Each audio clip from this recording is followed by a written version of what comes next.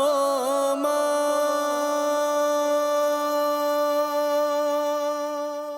ನಿನ್ನನ್ನು ಹೀಗೆ ನೋಡೋದಕ್ಕೆ ತುಂಬ ಖುಷಿ ಆಗುತ್ತಮ್ಮ. ನಿನಗೆ ಒಳ್ಳೇದಾಗ್ತಿದೆಯಲ್ಲ, ನನ್ಗದೇ ನೆಮ್ಮದಿ. ಹೋಗಿ ರೆಡಿ ಆಗಮ್ಮ.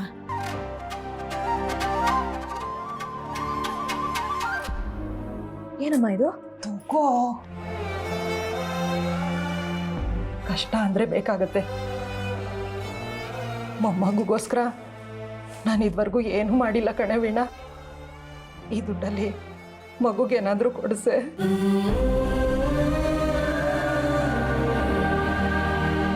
ಲಕ್ಷ್ಮೀ ನಿವಾಸ ಲಕ್ಷ್ಮೀ ನಿವಾಸ.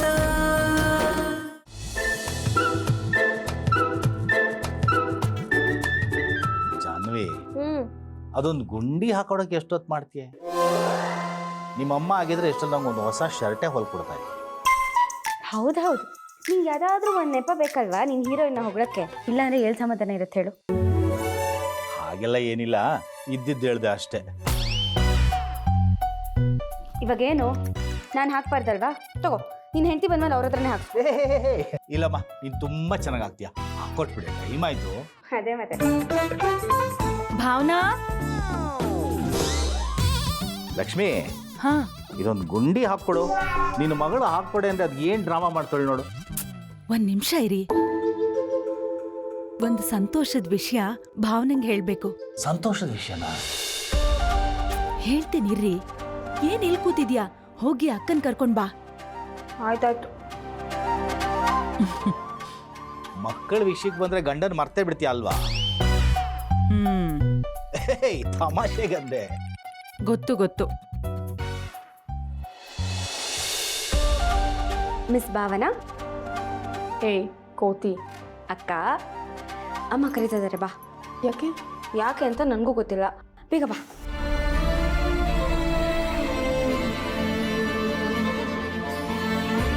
ಭಾವನಾ, ಇಲ್ ನೋಡೆ ಏನ್ ತಂದಿದ್ದೀನಿ ಅಂತ. ಶಾಸ್ತ್ರಿಗಳು ಹರಿಸಿ ಪ್ರಸಾದ ಕೊಟ್ಟಿದ್ದಾರೆ, ಕೂತ್ಕೋ.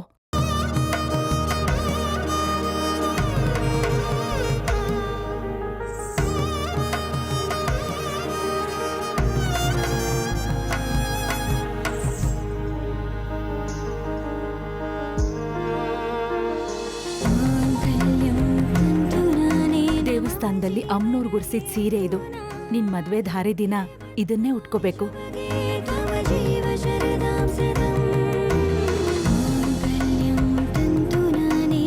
ನಿನ್ನನ್ನು ಹೀಗೆ ನೋಡೋದಕ್ಕೆ ತುಂಬ ಖುಷಿ ಆಗುತ್ತಮ್ಮ.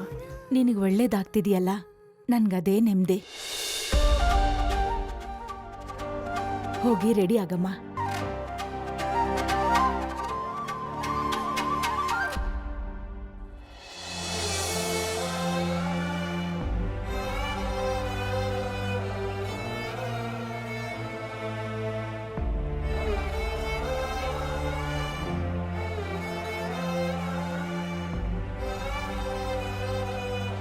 ಅತ್ತೆ, ನಮ್ಗೆಲ್ಲ ಸೀರೆ ಕೊಡ್ಸಲ್ವಾ? ನಿನಗ್ ಸೀರೆ ಕೊಡಿಸ್ತಾ ಇರ್ತೀನಾ? ನಮ್ ಭಾವನನ್ ಮದ್ವೆಗೆ ಎಲ್ರಿಗೂ ಬಟ್ಟೆ ಕೊಡಿಸ್ತೀನಿ. ನಿಮ್ ಮಾವ ಅಂದ್ರೆ ಏನ್ ಸುಮ್ನೆನಾ? ಮಗಳ್ ಮದ್ವೆನ ಹೇಗ್ ಧಾಮ್ ಧೂಮ್ ಅಂತ ಮಾಡ್ತಾರ ನೋಡು.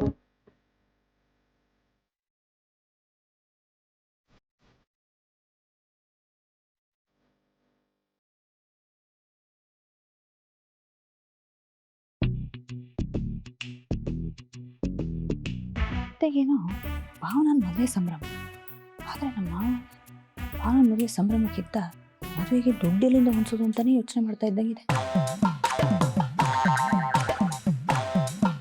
ಇಲ್ಲಿ ನಿಂತ್ಕೊಂಡು ಏನ್ ಮಾಡ್ತಾ ಇದ್ಯಾ? ಅದೇ ಮತ್ತೆ, ಅಮ್ಮ ಅಪ್ಪಂಗೆ ಗುಂಡಿ ಹಾಕೊಡ್ಬೇಕಲ್ಲ. ನೀನ್ ಹೋಗಿ ಅಕ್ಕನ್ ರೆಡಿ ಮಾಡು, ನಾನ್ ಹಾಕೊಡ್ತೀನಿ. ನೀನು ಕೊಡಿ ಇಲ್ಲಿ.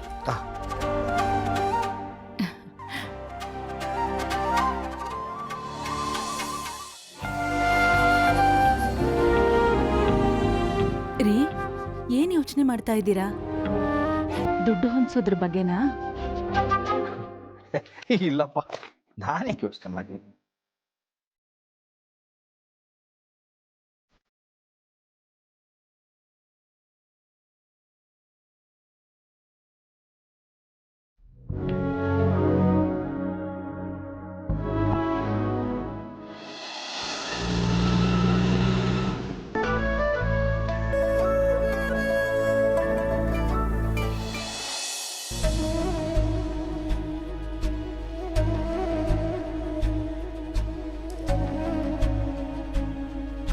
ಯಾಕೆ ಒಳ್ಳೆ ಚಿಕ್ಕ ಮಕ್ಕಳ ಥರ ಅಳ್ತಿದ್ಯಾ?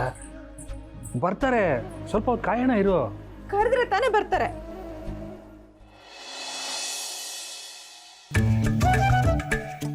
ವೀಣಾ,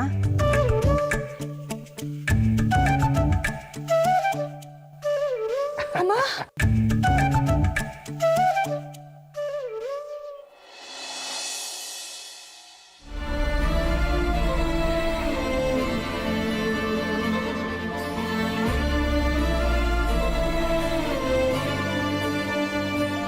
ಚೆನ್ನಾಗಿದೀಯಮ್ಮ?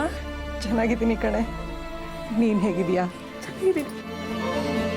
ನೀನು ಬರ್ತೀಯೋ ಅಲ್ವೋ ಅಂದ್ಕೊಂಡಿದ್ದೆ. ನಿಮ್ಮ ಮತ್ತೆ ಕರೆದಿದ್ರು ಕಣೆ. ನಾನು ನೆನ್ನೆನೇ ಬರಬೇಕಾಗಿತ್ತು. ನಿನಗೆ ಗೊತ್ತಲ್ಲ ನನ್ನ ಕೆಲಸ ಹೇಗೆ ಅಂತ. ಅಮ್ಮ. ಅತ್ತೆ ಚೆನ್ನಾಗಿದ್ದೀರಾ? ಬನ್ನಿ ಬನ್ನಿ ಬನ್ನಿ. ಚೆನ್ನಾಗಿದ್ದೀರಾ?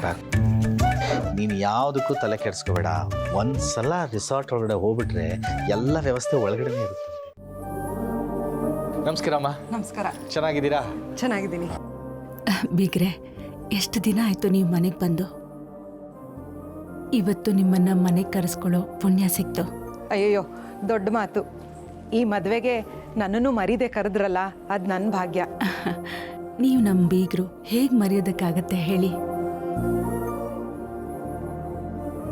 ವೀಣಾ, ಅಮ್ಮನ್ನ ರೂಮಿಗೆ ಕರ್ಕೊಂಡು ಹೋಗು. ಸ್ವಲ್ಪ ಸುಧಾರಿಸ್ಕೊಳ್ಳಿ. ನಾನು ಕುಡಿಯೋದಕ್ಕೆ ಏನಾದರೂ ತರ್ತೀನಿ. ಸಂತೋಷನಾ? ಕರ್ಕೊಂಡು ಹೋಗಿ ಹೋಗಿ. ಭವನ ನೋಡೆ ವೀಣನ್ನ ಅವ್ರ ತಾಯಿ ನೋಡಿ ಎಷ್ಟು ಖುಷಿ ಪಡ್ತಿದ್ದಾಳೆ ಅಂತ. ಹೌದು ಪಸಂತು. ಹೆಣ್ಮಕ್ಳಿಗೆ ಎಷ್ಟೇ ವಯಸ್ಸಾದರೂ ಅಮ್ಮ ಅಂದರೆ ಅಮ್ಮನೇ.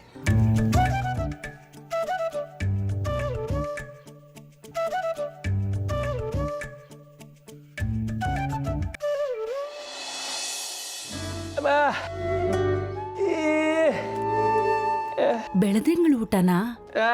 ನೀನ್ ಹೋಗಿ ಎಲ್ಲಾರನ್ನೂ ಕರಿ, ನಾನು ಊಟ ತಗೊಂಡ್ ಬರ್ತೀನಿ. ಏನಮ್ಮ ಇದು ಬೆಳದಿಂಗ್ಳ ಊಟ? ಇವತ್ತು ವೆಂಕಿನೇ ಎಲ್ರನ್ನೂ ಕರೆಸಿದ್ದು, ಅವನ ಹತ್ರನೇ ಕೇಳು.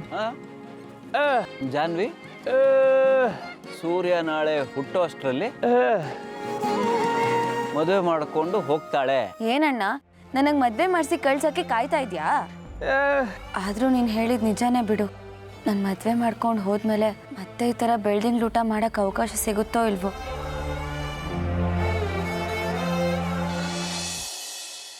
ಬಾಮ್ಮ, ಬಾ ಕೂತ್ಕೋ. ಹಾಂ, ಈ ಸೀರೆ ನೋಡು, ನಿಮ್ಮ ಅತ್ತೆ ಕೊಟ್ಟಿದ್ದು. ನಮ್ಮತ್ತೆ ಕೊಡ್ಸಿದ್ದ? ಚೆನ್ನಾಗಿದೆ ಅಲ್ವಾ? ತುಂಬ ಚೆನ್ನಾಗಿದೆ ಅಮ್ಮ. ವೀಣಾ, ಇಷ್ಟು ದೊಡ್ಡ ಸಂಸಾರಕ್ಕೆ ನೀನು ಹಿರಿ ಸೊಸೆ ಆಗಿದೆಯಾ. ಇಲ್ಲಿವರೆಗೂ ಎಲ್ಲ ನಿಭಾಯಿಸ್ಕೊಂಡು ಹೋಗ್ತಿದ್ಯಾ. ಇನ್ನು ಮುಂದೆನೂ ನೀನು ನಿಭಾಯಿಸ್ಕೊಂಡು ಹೋಗ್ತೀಯಾ ಅನ್ನೋ ಭರವಸೆ ನನಗಿದೆ ಕಣೆ. ಅಮ್ಮ, ನನಗೇನು ತೊಂದರೆ ಇದೆಯಮ್ಮ ಈ ಮನೇಲಿ. ಅತ್ತೆ ಇದ್ದಾರೆ, ಅಜ್ಜಿ ಇನ್ನೂ ಇದ್ದಾರೆ. ಅವ್ರ ಹತ್ರ ಎಲ್ಲ ಮಾತಾಡಿಕೊಂಡು ಸಮಯ ಹೋಗಿದ್ದೇ ಗೊತ್ತಾಗಲ್ಲ ನನಗೆ. ನಿಮ್ಮತ್ತೆ ಬಿಡು, ಅವ್ರ ಬಗ್ಗೆ ಎರಡು ಮಾತಿಲ್ಲ ಅಲ್ವೇ. ಬಸ್ ಟಿಕೆಟು ಅವರೇ ಮಾಡಿಸಿ ಇಲ್ಲಿಗೆ ಬರೋ ಹಾಗೆ ಮಾಡಿದ್ರೆ. ಅದು ಸರಿ, ಅಳಿಯಂದ್ರು ನಿನ್ನ ಚೆನ್ನಾಗಿ ನೋಡ್ಕೋತಿದ್ದಾರೆ ತಾನೆ? ಹೂನಮ್ಮ, ನಾನು ಹೇಳಿದ್ನಲ್ಲ, ನನಗೆ ಈ ಮನೇಲಿ ಯಾವ ಕೊರತೆನೂ ಇಲ್ಲ. ನಾನು ಚೆನ್ನಾಗೇ ಇದ್ದೀನಿ. ನನಗಿರೋ ಒಂದೇ ಒಂದು ಬೇಜಾರು ಅಂದರೆ, ನಿನ್ನ ಹತ್ರ ಮಾತಾಡಬೇಕು ಅಂತನ್ಸಿದ್ರೆ ನೀನು ಸಿಗೋದೇ ಇಲ್ಲ ಅಮ್ಮ. ಯಾವಾಗ ನೋಡಿದ್ರೂ ಕೆಲಸ ಅಂತಿರ್ತೀಯ. ನನಗೆ ತಾನೇ ಯಾರಿದಾರಮ್ಮ? ನೀನು ಯಾಕೆ ಇಷ್ಟೊಂದು ಕಷ್ಟಪಟ್ಟು ದುಡಿಬೇಕು ಹೇಳು? ಇಲ್ಲೇ ಎಲ್ಲೋ ನನ್ನ ಕಣ್ಣಿಗೆ ಕಾಣಿಸೋ ಥರ ಹತ್ತಿರದಲ್ಲೇ ಇರಬಾರ್ದಾ? ಅಜ್ಜಿ ಕಡೆ ನೀನು ಅಲ್ವೇ. ಆರಾಮಾಗಿ ಕೂತ್ಕೊಂಡು ಊಟ ಮಾಡ್ಕೊಂಡು ಕಾಚ ಹಚ್ಕೊಂಡಿರೋಕ್ಕೆ ನನಗೇನು ಗಂಡು ಮಕ್ಳಿದ್ದಾರ? ಇರೋದು ನೀನೊಬ್ಳು. ನಿನಗೂ ನಾನೇನು ಮಾಡೋಕ್ಕಾಗ್ತಾ ಇಲ್ಲ.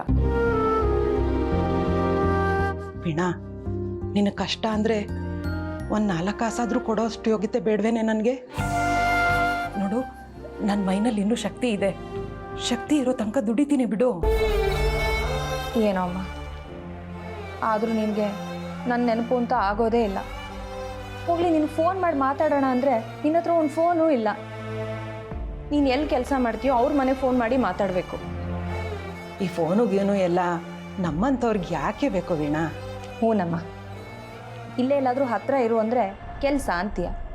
ಫೋನ್ ಮಾಡಿ ಮಾತಾಡೋಣ ಅಂತಂದರೆ ನನಗೆ ಯಾಕೆ ಫೋನು ಅಂತೀಯ. ಅಮ್ಮ, ನನಗೂ ಅಮ್ಮ ಅಂತ ಬೇಡವಾ ಅಮ್ಮ? ನನಗೇನಾದರೂ ಹೇಳ್ಕೋಬೇಕು ಅಂತ ಅನ್ಸಿದ್ರೆ ನಾನು ಯಾರ ಹತ್ರ ಅಮ್ಮ ಹೇಳ್ಕೋಬೇಕು? ನೀನು ಅವಾಗ ಇಲ್ಲಿಗೆ ಬಂದು ಹೋಗಿ ಆದರೂ ಮಾಡ್ತೀರಮ್ಮ. ಕೇಳ್ದಾಗ್ಲೆಲ್ಲ ರಜಾ ಕೊಡೋದಕ್ಕೆ ನಂದೇನು ಗೌರ್ಮೆಂಟ್ ಕೆಲಸ ಏನೇ? 4 ಮನೇಲಿ ಅಡುಗೆ ಕೆಲಸ ಮಾಡ್ತೀನಿ. ಒಂದು ಅರ್ಧ ದಿನ ರಜಾ ಕೊಡಿ ಅಂದರೆ ಎಲ್ಲರೂ ಹೇಗೆ ಹಾರಾಡ್ತಾರೆ ಗೊತ್ತಾ? ಬಿಡು.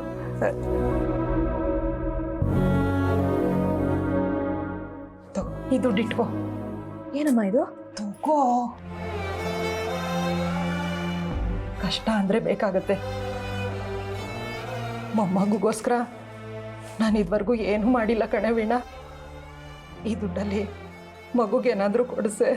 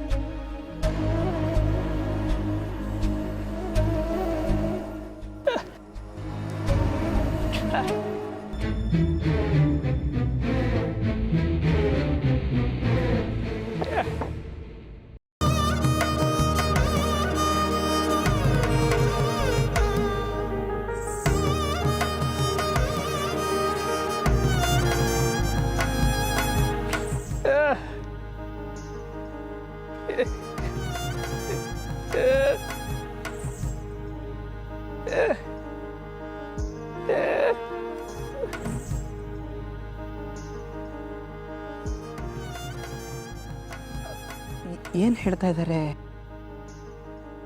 ಅದು ನಮ್ಮ ಜಾನ್ವಿ ಪುಟ್ಟ ಮಗು ಇದ್ದ ಹಾಗೆ ಅವಳಿಗೆ ಯಾವುದೇ ಕಾರಣಕ್ಕೂ ಕಣ್ಣಲ್ಲಿ ನೀರು ಬರೆದಿರೋ ಥರ ಚೆನ್ನಾಗಿ ನೋಡ್ಕೊಳ್ಳಿ ಅಂತ ಹೇಳ್ತದೆ. ಚೆನ್ನಾಗಿ ನೋಡ್ಕೋತಾರೆ ಬಿಡು.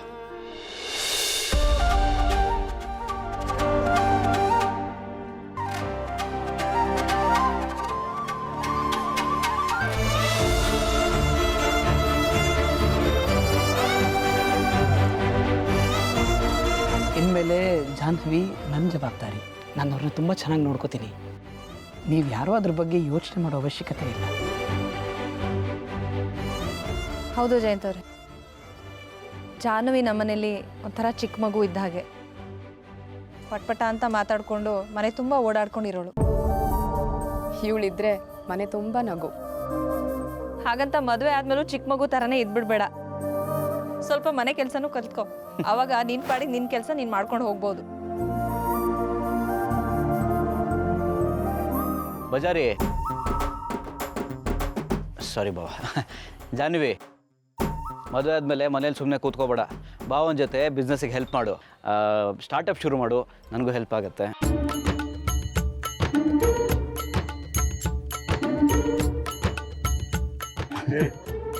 ಅವಳು ಯಾಕೋ ಬಿಸ್ನೆಸ್ಸು ಕೆಲಸ ಎಲ್ಲ ಮಾಡಬೇಕು? ಗಂಡನ ಜೊತೆ ಆರಾಮಾಗಿ ಜೀವನ ಮಾಡಿದ್ರೆ ಸಾಕು. ಸ್ಟಾರ್ಟಪ್ ಕೆಲಸ ನೀನು ಶುರು ಮಾಡಬೇಕು ಬ್ರೋ.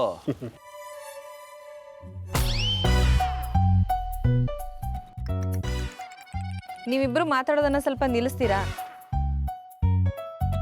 ನಿಮ್ಮ ಮಾತು ಕೇಳಿಸ್ಕೊಳ್ಳೋದಕ್ಕ ನಾವೀಗ ಬೆಳ್ದಿಂಗ್ಳು ಊಟ ಮಾಡ್ತಿರೋದು. ನಿಮ್ಮ ಮಾತನ್ನೆಲ್ಲ ಕೇಳಿಸ್ಕೊಂಡಿರಕ್ಕಾಗಲ್ಲಪ್ಪ, ಅಲ್ವಾ ಅತ್ತೆ? ಹೌದು.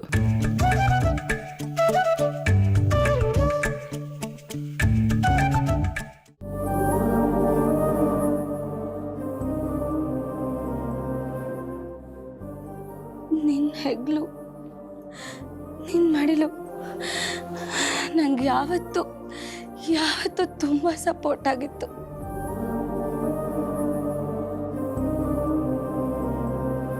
ನೀವೆಲ್ಲರೂ ಇದ್ದಿದ್ರಿಂದ ಏನೇ ಆದರೂ ನಿಮ್ಮ ಹತ್ರ ಎಲ್ಲ ಹೇಳ್ಕೊತಿದ್ದೆ. ನಾಳೆಯಿಂದ ನೀವೆಲ್ಲ ಇಲ್ದೆ ನಾನು ಹೇಗಿರ್ಲಿ ಅಮ್ಮ?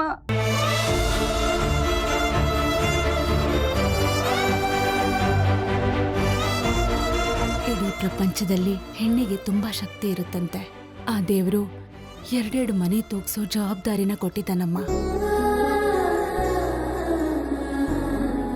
ಎರಡು ಕಡೆ ನಗ್ತಾ ಬಾಳೋದೆ ಹೆಣ್ಣಿನ ಜೀವನ.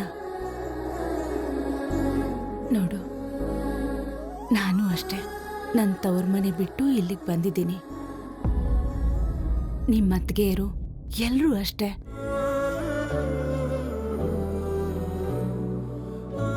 ತವ್ರ ಮನೆ ಬಿಟ್ಟು ಬರುವಾಗ ಇದೇ ಥರನೇ ಬಂದಿರ್ತಾರಮ್ಮ. ಎಲ್ಲ ಹೆಣ್ಮಕ್ಳಿಗೂ ಮದ್ವೆ ಅಂದಾಗ ಇದೇ ಥರ ಅನ್ಸತ್ತಮ್ಮ. ನೀನು ನಗ್ನಗ್ತಾ ಇರಬೇಕು. ಹೆಣ್ಣು ಯಾವಾಗ ಗಂಡನ ಮನೆನ ತನ್ನ ಮನೆ ಮಾಡ್ಕೋತಾಳೋ ಆವತ್ತಿಂದ ಎಲ್ಲ ಸರಿ ಹೋಗುತ್ತೆ.